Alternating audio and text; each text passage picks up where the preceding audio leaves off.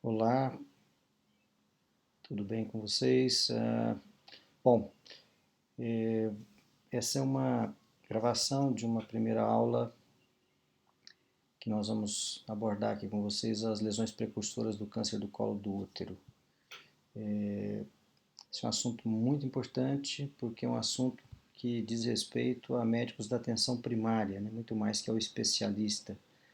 E a gente vai fazer uma apresentação aqui dos racionais biológicos que estão por detrás das condutas preconizadas pelo Ministério da Saúde na avaliação e na conduta dessas pacientes, né, no segmento dessas pacientes.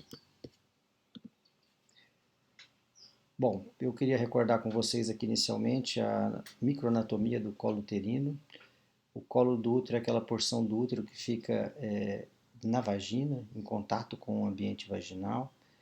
Ele é composto de duas regiões anatômicas classicamente definidas como ectocervice, que é a porção do colo que está para fora do canal endocervical, e endocervice, que é a porção interna do canal endocervical.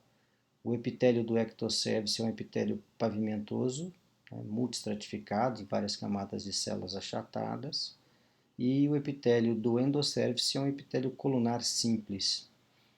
Então aqui a gente já tem uma diferença importante, que esse epitélio do ectocervice é um epitélio de resistência, é um epitélio para aguentar as intempéries do ambiente vaginal, os traumatismos relacionados ao coito, ao pH ácido da vagina, a flora bacteriana ali presente. E o epitélio da endocervice não, já é um epitélio frágil, com uma única camada de células colunares, mucosecretor. Aqui a representação de um corte histológico dos dois epitélios, o epitélio pavimentoso à esquerda, né? Então um epitélio espesso com múltiplas camadas de células, em que se percebe uma nítida polaridade desse epitélio. A gente vai ter lá na camada basal as células basais, as células parabasais, células intermediárias, e já na superfície as células eosinofílicas superficiais e geralmente uma camada córnea que dá maior resistência ainda a esse epitélio.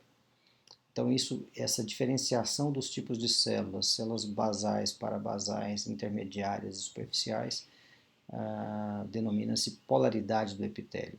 E à direita a gente tem o epitélio colunar simples, são células colunares empilhadas uma ao lado da outra, com o núcleo geralmente ficando na base dessas células.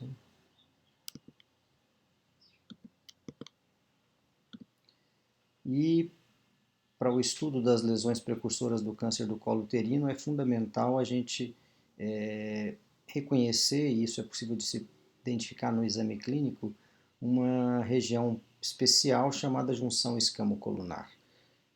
É aquela região do colo do útero onde os epitélios pavimentoso da ectocervice e colunar da endocervice se encontram. É na junção escamo-colunar, também chamada de JEC, que se dão as lesões precursoras do câncer do colo uterino. Essa é a região do colo uterino mais sensível ao estímulo carcinogênico do papiloma vírus humano. E é aí que vão ter sede as lesões precursoras do câncer do colo do útero. Quando a gente faz uma avaliação ginecológica de rotina e é colhida a chamada citologia cérvico-vaginal, através de um esfregaço, de um raspado, melhor dizendo, do colo do útero, o que se vê na microscopia óptica são essas células aqui demonstradas. A gente identifica aqui nesse esfregaço citológico dois tipos de células, células coradas em rosa, que são as células eosinofílicas. Essas células são células mais superficiais do epitélio, do topo do epitélio, e células coradas em azul, que são células intermediárias, e essas células marcadas com a seta preta são células já de camadas mais profundas do epitélio, células chamadas da camada parabasal. Então é a análise deste padrão de esfregaço e das diferenças citológicas que vão surgir quando esse epitélio é submetido a um insulto pelo papilomavírus humano, que vai transformar as características dessas células, ou de parte dessas células, promovendo uma lesão que pode ser identificada já no esfregaço citológico. Então, esse é um padrão citológico normal. Aqui, quando a gente analisa material do canal endocervical, percebam a diferença das células. A gente vê células aqui colunares, né, com o núcleo deslocado para a base, algumas células poliédricas também com a relação núcleo-citoplasmática maior que 1, próxima de 1, diferentemente das células das camadas intermediárias e superficiais em que o citoplasma é grande e o núcleo pequeno. Aqui a gente vai ver essa relação com uma maior relação do núcleo sobre o citoplasma, né, que caracteriza as células do canal endocervical, e esse também é um esfregaço citológico normal de endosservice. É bom lembrar que um esfregaço citológico ideal ele vai ter células da ectocervice, da junção escamocolunar e da endosservice. Né? Para que esse esfregaço possa ser considerado um esfregaço adequado para a análise citopatológica, ele precisa conter esses 3 tipos de células, essas 3 regiões de células. E não é objetivo nosso aqui discorrer detalhadamente sobre a etiopatogenia das lesões precursoras do câncer do colo uterino, mas esse diapositivo é para lembrar que o agente etiológico do câncer do colo uterino e também das lesões precursoras é o papilomavírus humano. Existem muitos subtipos, mais de 40 subtipos que comprometem o trato genital humano, tanto masculino quanto feminino. E em nosso meio, os subtipos mais comuns são 4, o tipo 6 e o tipo 11, que são geralmente causadores de lesões benignas. Em 90% das verrugas genitais causadas por papilomavírus humano são do tipo 6 ou tipo 11, e os 2 subtipos chamados oncogênicos mais comuns, que são o 16 e o 18. Eles causam câncer do colo uterino, câncer de pênis, câncer de vulva, câncer do canal anal, câncer de laringe, e no nosso meio são os 2 subtipos mais comuns, então, com potencial oncogênico, o 16 e o 18. É bom lembrar também que nós dispomos, né, de alguns anos de uma vacina chamada Gardasil, o nome comercial, é uma vacina tetravalente porque ela protege contra esses 4 subtipos. Essa vacina já faz parte do Programa Nacional de Imunização e está disponível aí na rede pública para meninos e meninas entre os 10 e os 14 anos. Como eu disse, não é objetivo da aula aqui discutir etiopatogenia das lesões provocadas por HPV, mas aqui eu deixo alguns artigos que podem servir como um mergulho mais profundo, aí, uma imersão maior nessa relação entre o papilomavírus humano, a infecção pelo papilomavírus humano e carcinogênese cervical, alguns artigos que tratam da história natural da infecção pelo papilomavírus, da carcinogênese em humanos, das vacinas. São aqui os artigos que eu considero mais representativos e de melhor qualidade para o estudo desta relação entre HPV e carcinogênese. Eu acho que é interessante a gente ressaltar que o resultado da infecção pelo HPV, a gente precisa lembrar que isso é um processo de infecção em que há uma interação entre a virulência do agente etiológico, no caso o HPV, e a competência imunológica do hospedeiro. Então, o balanço que vai se estabelecer entre a virulência do agente etiológico e a competência imune do hospedeiro é que vão resultar ou não em lesão. Então, quando a gente tem uma infecção por um agente etiológico, um HPV muito virulento, maior probabilidade de lesão. Por outro lado, um indivíduo com a competência imunológica muito boa, menor a possibilidade de lesão. Um agente etiológico que às vezes não é tão virulento no indivíduo de baixa competência imune, você vai ter lesão. Então, o resultado da interação entre a virulência do agente etiológico e a competência imune do hospedeiro é que vão estabelecer o resultado final, né, da agressão causada pelo papilomavírus. E isso é fundamental na identificação e na conduta das lesões, porque as condutas, inclusive, vão se diferenciar a depender da resposta imune dos indivíduos.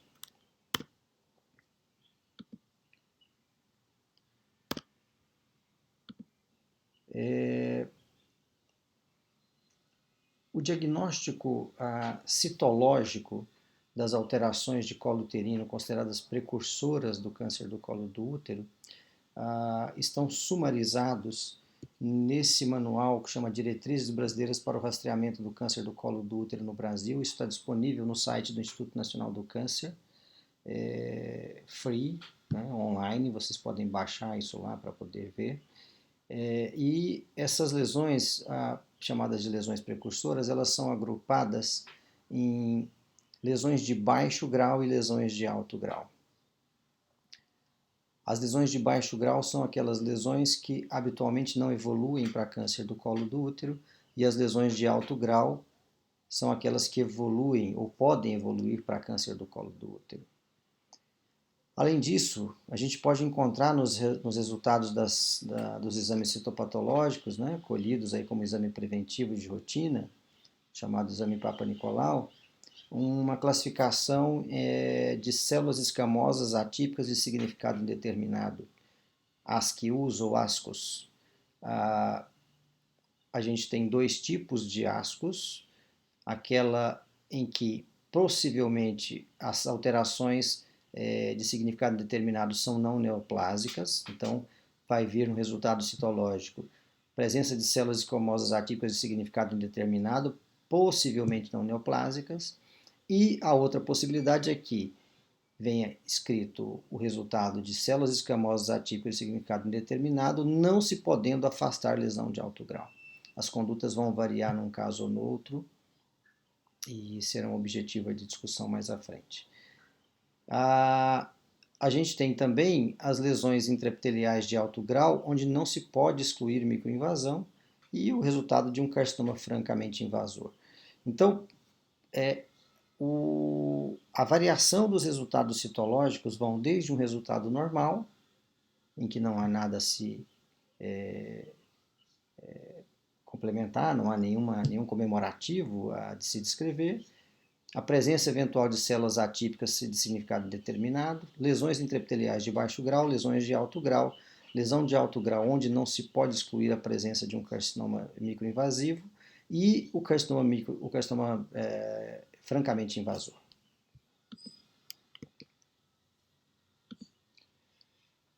No processo de carcinogênese cervical, o que habitualmente ocorre é um contínuo de lesões em que lesões iniciais de menor gravidade vão tendo tempo para amadurecer, digamos, dessa forma, e se transformar numa lesão mais grave até chegar no carcinoma invasivo.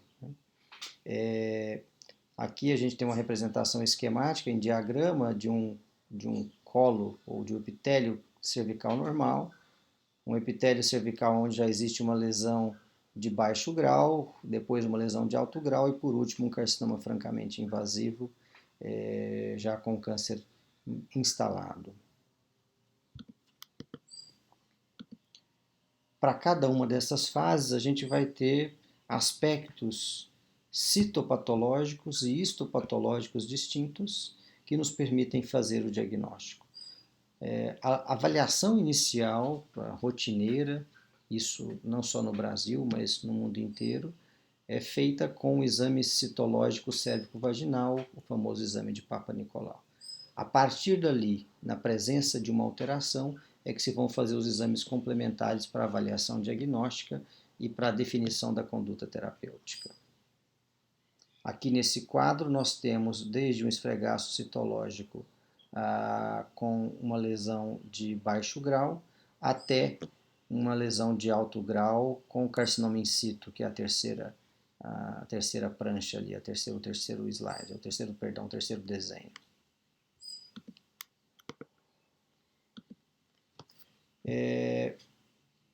Esse gráfico é um gráfico que produzido pelo DataSUS, né, um sistema de informação do câncer do colo do útero no Brasil. A distribuição dos resultados de exames citopatológicos de rastreamento do colo do útero em mulheres com idade entre 25 e 64 anos. Aqui nós estamos falando de exames anormais, o percentual de exames anormais. Percebam que a maior quantidade de exames anormais são a presença de células atípicas de significado indeterminado, ASCII, os 38%, seguida de lesões de baixo grau. As lesões de baixo grau perfazem cerca de 27% dos casos. As lesões de alto grau, 16%, e as atipias de significado indeterminado, onde não se pode excluir a presença de células neoplásicas, em torno de 10% dos casos. Esses dados são recentes, né, da plataforma Ciscolo, que a gente também encontra no site do DataSUS. Bom, vamos tratar diretamente agora das lesões mais comuns, que são as lesões de baixo grau e as lesões de alto grau, e qual a conduta, como a gente deve conduzir esses casos. O que é uma lesão intraepitelial de baixo grau? Nada mais do que a manifestação citopatológica da infecção pelo HPV. As lesões de baixo grau normalmente são provocadas pelos sorotipos de HPV não oncogênicos. E, em razão disso, regridem espontaneamente em pelo menos metade dos casos. A evolução para um carcinoma cervical, um câncer de colo uterino, é muito rara, 0,2%. Esses dados estão muito bem demonstrados numa meta-análise que mostra a história natural da infecção pelo HPV e as lesões chamadas lesões intraepiteliais.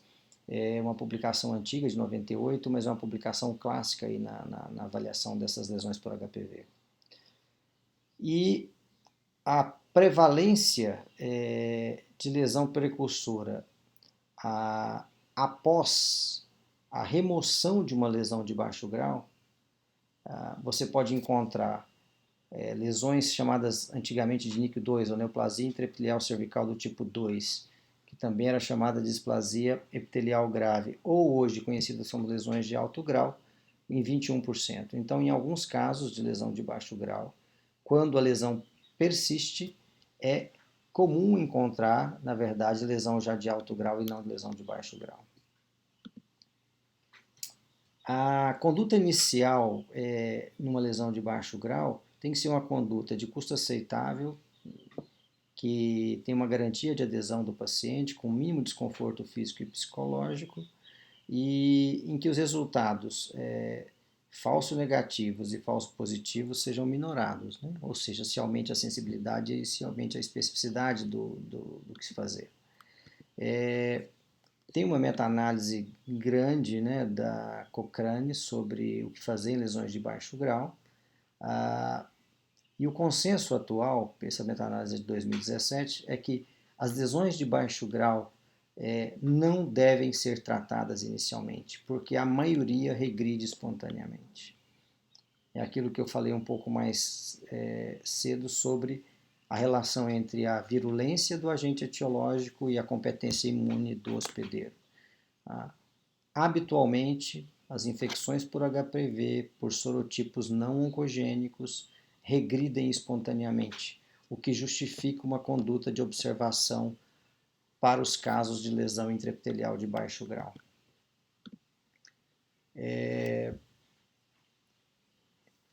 Esse estudo, um estudo dessa publicação da Cochrane de 2017, que avaliou se valia a pena fazer colposcopia em todos os pacientes que tinham lesão de baixo grau.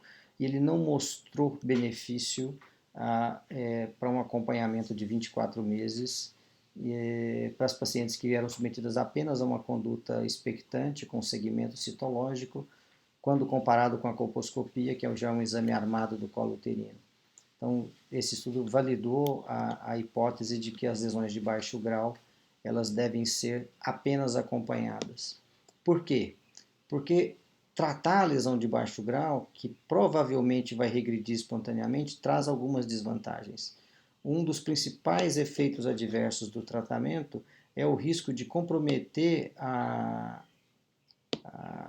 o sucesso de uma eventual gestação futura. Um dos riscos das pacientes que são tratadas com lesões de baixo grau é você ter um evento obstétrico desfavorável, como por exemplo incompetência istmo-cervical. Esse estudo também de uma meta-análise mostrou que as pacientes que são tratadas por lesão de baixo grau têm um maior risco obstétrico, especialmente de abortamento no segundo trimestre, por incompetência istmo-cervical. E considerando, mais uma vez, o fato de que as lesões de baixo grau elas podem regredir espontaneamente na maioria dos casos, o risco é maior do que o benefício de se tratar, e o melhor então é não se fazer nada e fazer apenas um acompanhamento citopatológico, né?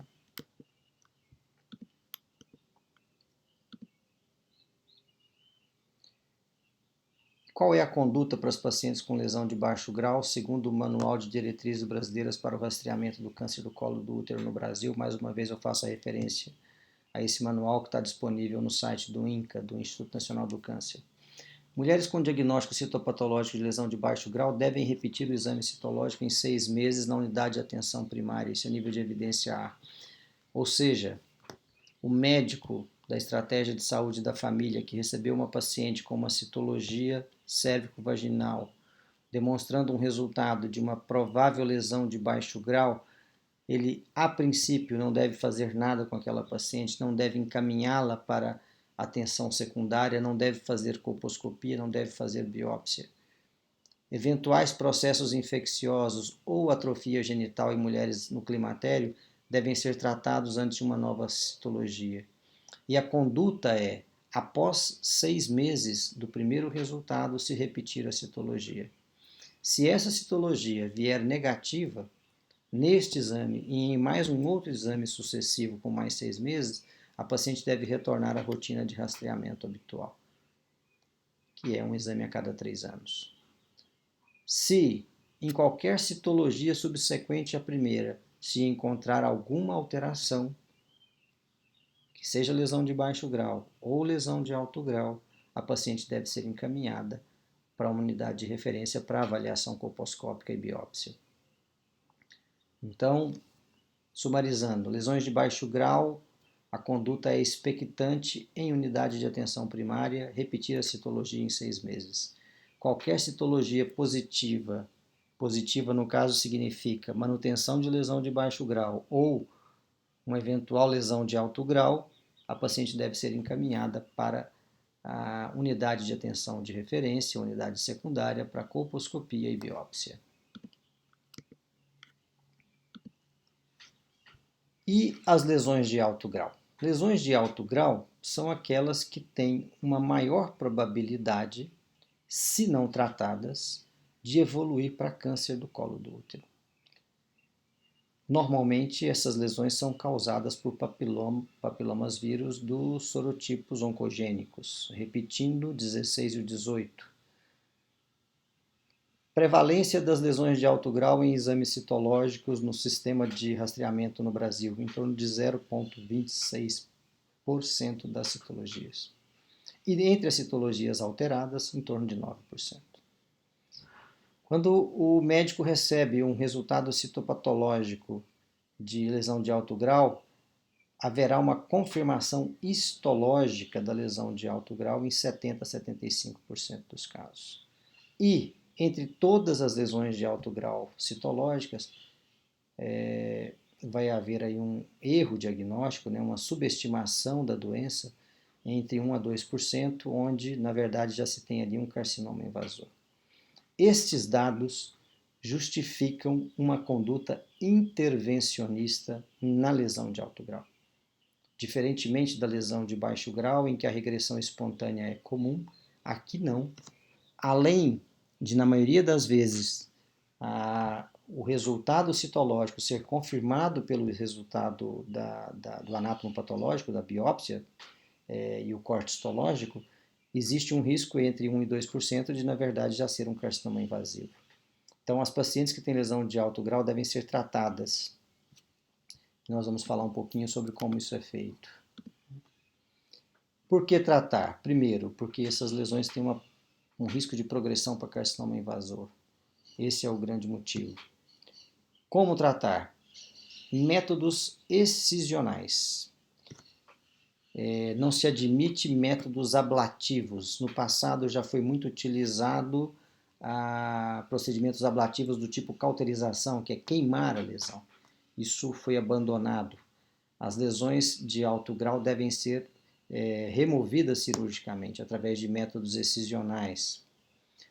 Esses métodos excisionais permitem tanto um diagnóstico de eventuais casos de microinvasão ou, quando a lesão é realmente uma lesão de alto grau, a remoção completa da mesma, tratando a lesão de alto grau e impedindo a progressão para carcinoma invasivo.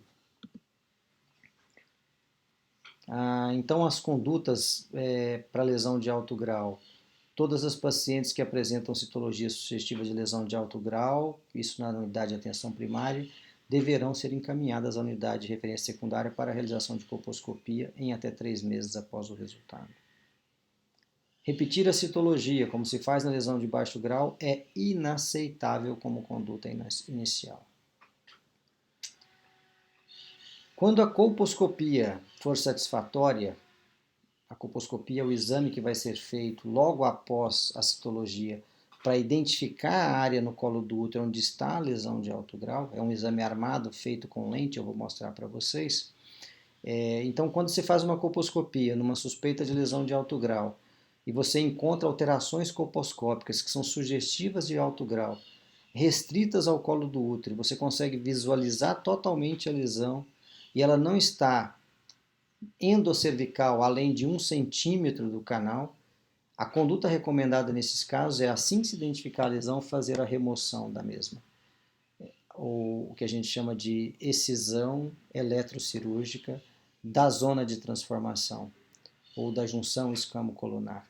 Esse procedimento em que você avalia visualmente a lesão através da colposcopia, você vê a lesão, identifica o tamanho da mesma e depois, logo em seguida, faz a excisão da lesão, você está tratando a lesão, é chamado de ver e tratar, tudo num tempo só.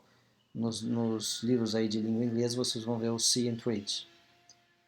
Essa é a abordagem ideal para uma lesão de alto grau em ambulatório de unidade de atenção secundária. Se por acaso a abordagem de identificar a lesão e já removê-la no mesmo ato não for possível, por eventuais contraindicações temporárias, como por exemplo um processo inflamatório muito intenso, uma vaginite importante, né? Esses casos devem ser tratados, esse processo inflamatório, tratar uma eventual infecção vaginal, para depois se fazer a colposcopia e a excisão da lesão. Tem aqui um dado importante: se a colposcopia não evidenciar lesão, então a gente tem uma citologia alterada com lesão de alto grau, a paciente vai para a colposcopia, que é o exame de avaliação da procura do local da lesão, e não se encontra nada, uma nova citologia deve ser repetida com ênfase no canal endocervical. Às vezes não se viu a lesão porque a lesão está endocervical. E essa nova citologia deve ser realizada após 3 meses da data da primeira coleta. Então, o médico que atende uma paciente com uma suspeita de lesão de alto grau e não identifica alterações colposcópicas compatíveis com a lesão de alto grau, ele deve informar a paciente e ao médico que solicitou a colposcopia que é necessário repetir a citologia em 90 dias, com ênfase no canal endocervical. E o que é uma colposcopia?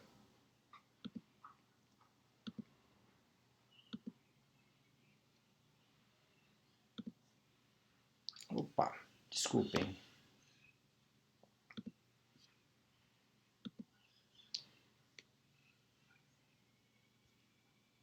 Estou tendo um probleminha com a transmissão do vídeo aqui, acho que agora vai. Bom, a colposcopia, nós estamos aqui demonstrando em tempo real uma colposcopia. Esse é um exame especular, nós estamos vendo lá no fundo o colo uterino e a gente consegue ali, isso aí está sendo aplicado um soro fisiológico apenas para limpeza. Duas colorações muito nítidas, um epitélio da ectocervice roseo e um epitélio corado em vermelho, um pouco mais vivo, que é o epitélio endocervical, que aqui no caso está extruído para fora do orifício externo do canal. Essa é uma luz verde, que é boa para ver vasos. A junção escamocolunar fica muito clara aqui, né? A gente consegue perceber muito nitidamente onde está a junção escamocolunar. Essa lente de aumento aqui é uma lente de 8 vezes de aumento. Está sendo aplicado agora ácido acético a 3%, vinagre. O ácido acético ele desnatura algumas proteínas e faz com que áreas onde tem uma concentração proteica maior fiquem mais brancas. Lembrando que numa área de transformação celular com hiperproliferação celular, a gente vai ter um maior conteúdo proteico e isso pode ser ressaltado então pelo ácido acético aplicado diretamente sobre a superfície do colo uterino. Então isso é uma colposcopia. Vocês vão perceber que depois da aplicação do ácido acético, eu vou dar um zoom aqui, a gente consegue ainda delimitar a junção escamocolunar. E essas áreas onde há uma hiperplasia vascular são as áreas que provavelmente demonstram ou demonstrarão a presença da lesão. É aí que tem que ser feita a biópsia eventualmente. Se a gente tem aqui uma citopatologia de lesão de alto grau, essa paciente já pode, neste mesmo procedimento, a gente tem aqui no canto superior direito ali uma área também de hiperplasia vascular, ali pode ter uma lesão. Olha só, estou aprofundando o zoom e a gente vê que tem uma hiperplasia vascular, é uma área que tem os vasos mais calibrosos, é a sede provável da lesão. Eu estava dizendo que toda essa área de junção escamocolunar deve ser removida no caso de uma lesão de alto grau.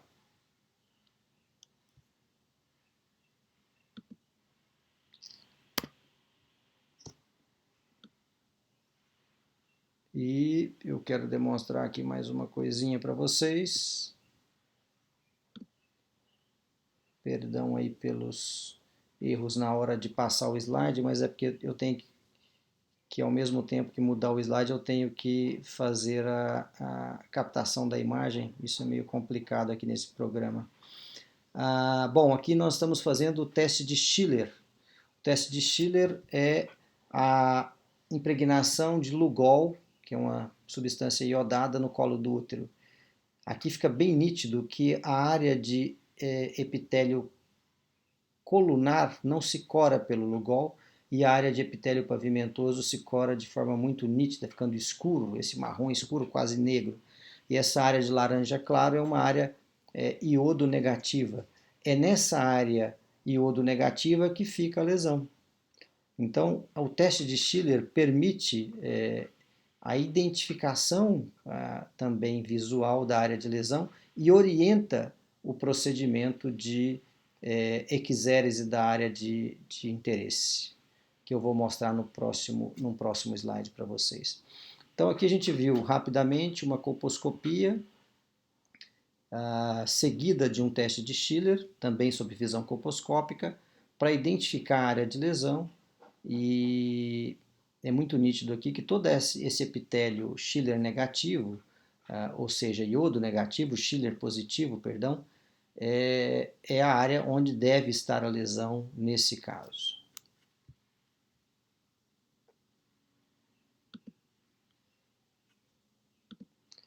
Então, na abordagem da lesão de alto grau, mulheres devem ser submetidas à colposcopia e na identificação de uma área de lesão, a gente deve fazer esse tratamento de remoção dessa área por meio da exérese da zona de transformação, sob visão colposcópica e anestesia local. Esse procedimento, quando feito numa única etapa, colposcopia e exérese da zona de transformação, é chamado de procedimento de see and treat, ou ver e tratar. E o que é fazer uma exérese de zona de transformação? O procedimento já foi chamado de LEEP, LEEP é a sigla em inglês para Loop Electroincisional Procedure, ou cirurgia de alta frequência, CAF. Vocês vão ver esses dois termos aí. Eu vou fazer um CAF do colo do útero, vou fazer uma cirurgia de alta frequência no colo do útero para remover uma área de lesão. Ou vou fazer um LEEP, uma excisão eletrocirúrgica em alça, por alça. Vamos demonstrar aqui como é que isso é feito. Então aqui a gente tem uma paciente com uma lesão de colo do útero. Essa é uma alça metálica que é ligada numa corrente elétrica. E a gente passa essa alça sob a superfície da área que a gente quer retirar. Vejam bem que ela é recortada, olha. E se remove um pedaço do colo do útero. A gente faz ali uma profundidade mais ou menos de meio a 1 centímetro. Então esse é o aspecto, e nós estamos fazendo aqui em tempo real, tá? Agora eu vou usar uma outra alça, que é uma alça de formato quadrado, para remover um pouquinho do canal endocervical, um pedaço do canal endocervical, para avaliar se não tem lesão se estendendo para dentro do canal endocervical. E agora a gente cauteriza os vasos sangrantes, ou os pontos sangrantes. Isso é tudo muito rápido e a gente faz isso em minuto. 2 minutos.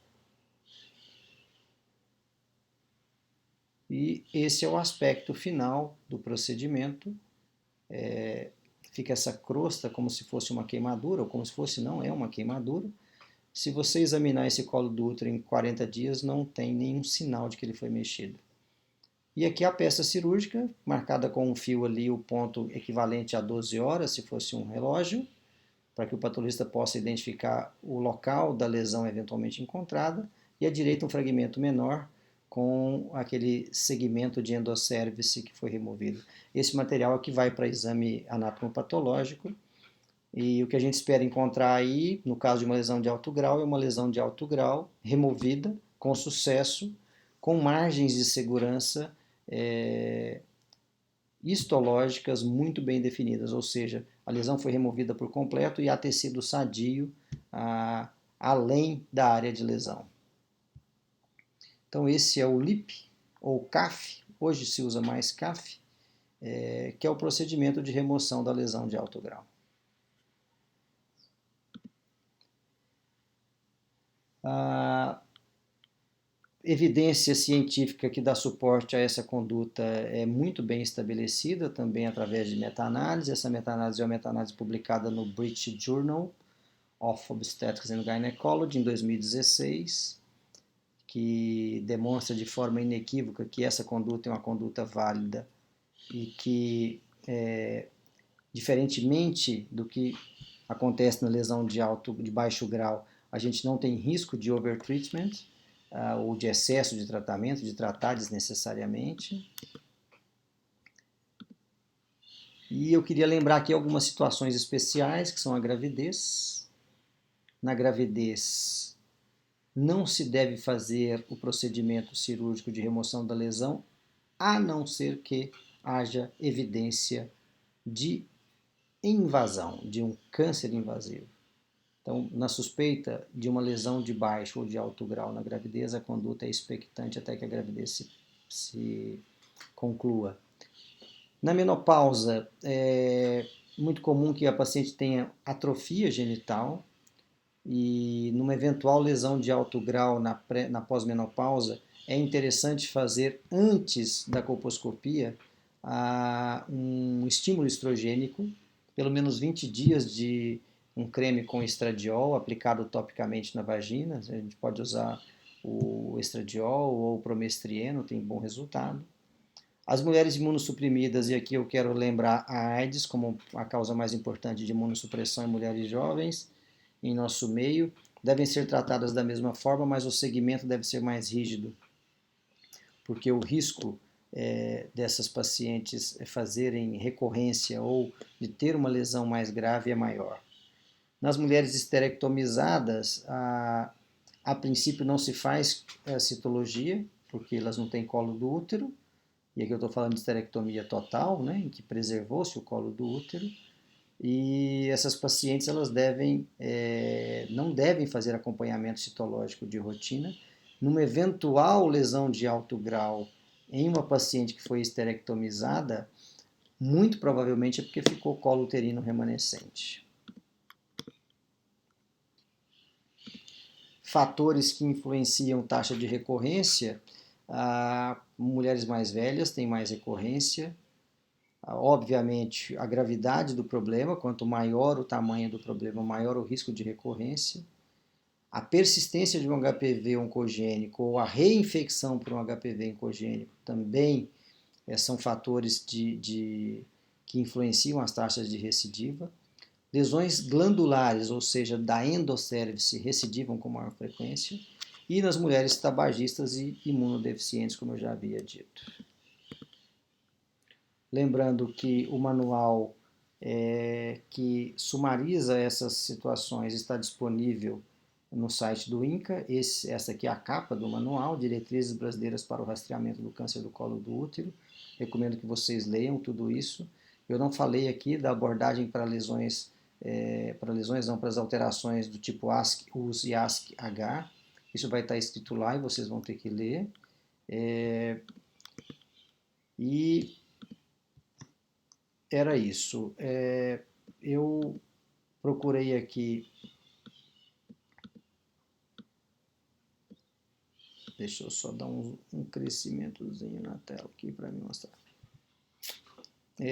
Eu procurei aqui sumarizar essas alterações citológicas que são precursoras do câncer do colo uterino e demonstrar para vocês com as evidências científicas que suportam quais são as condutas recomendadas ou preconizadas nesses casos. Passei também algumas referências bibliográficas, né, tanto em artigos científicos quanto nesse manual do INCA. E é isso. Qualquer coisa eu vou deixar a aula então aqui na plataforma da Univangélica e abrir um fórum de discussão para que vocês possam enviar perguntas. Um abraço.